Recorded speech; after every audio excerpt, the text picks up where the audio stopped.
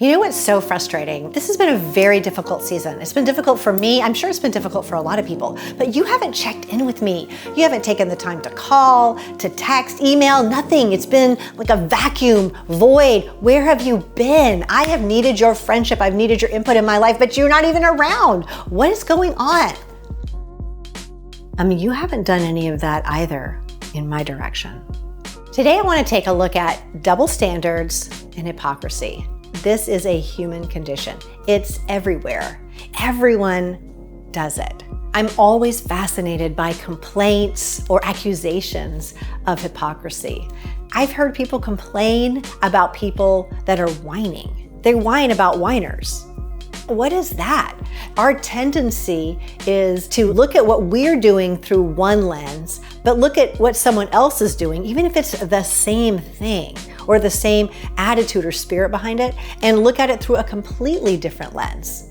This is why I find it so interesting when there's a huge uproar about so-and-so is a hypocrite, so-and-so is a hypocrite. Well, how about maybe in some ways we are all hypocrites?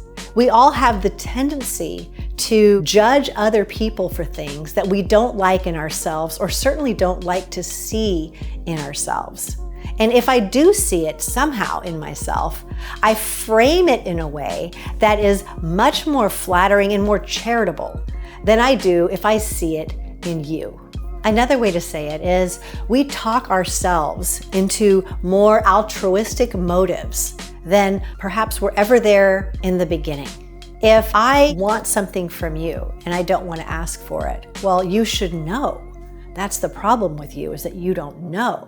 But if you want something from me and you don't ask for it, you are being manipulative and passive aggressive. There's a way that we look at other people and a way that we look at ourselves that don't really line up. It's obviously difficult to be objective if you're talking about yourself because we are the subjects of our own subjection. But I wanted to address this idea of hypocrisy, this idea of the double standard with a reality check. We all have double standards. We all have things that we would say, I get to do this because I give myself a pass over here, and this is why. You never get a pass, or you don't get a pass over there, and this is why. When I'm doing it, it's because I'm hurt, or I need something, or something is unfair. When you're doing it, it's because you're a horrible human being, and you always have been. So what is the antidote? I don't know. I think this is part of the human condition.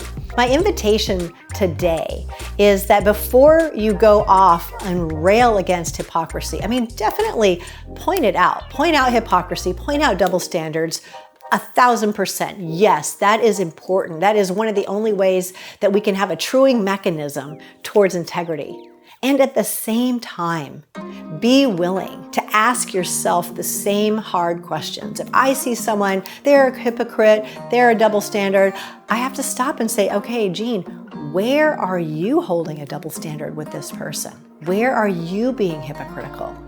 Not to minimize it or to give it a pass, but at least to level the playing field so that as I'm inviting someone else to see something in themselves, I am also equally willing to see that same thing in myself.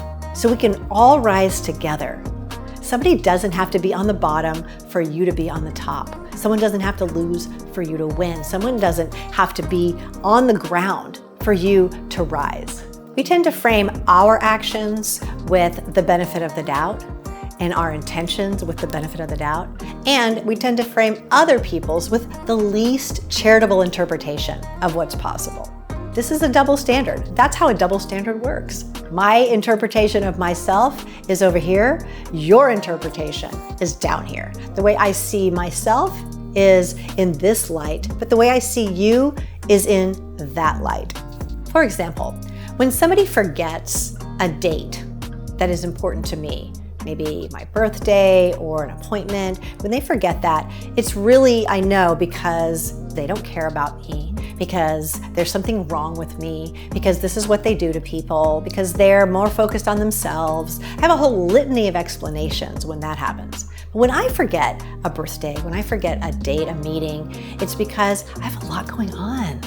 I'm overwhelmed. Life is crazy. I feel anxious. I can't stay focused. Do you see how that works? Have you been living in a double standard? Probably.